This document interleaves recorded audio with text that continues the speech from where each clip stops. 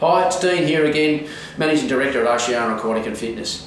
When it comes to your cardio exercise or anything that involves getting your heart rate up, whether it be going for a swim, going for a bike ride, using the treadmills, participating in one of the group fitness classes, or even doing stuff at home, going for a walk or a jog, the key thing is that you should actually get to the point where it's your heart rate's you're a little bit red in the face, you get a little bit of a sweat up, and you feel like you've done something at the end of about 30 minutes is what we recommend as a minimum.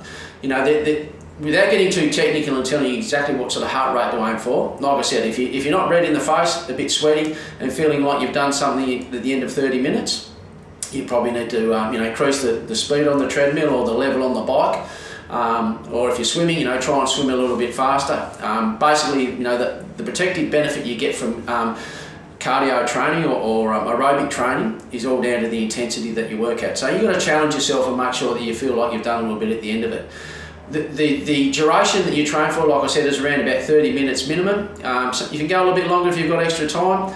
If you're looking at weight management as your goal, maybe going a little bit lower intensity and a little bit harder, a little bit easier is something that you can do as well. Everything doesn't need to be hard work, but it's to be beneficial, you've got to feel like you've done something at the end of it.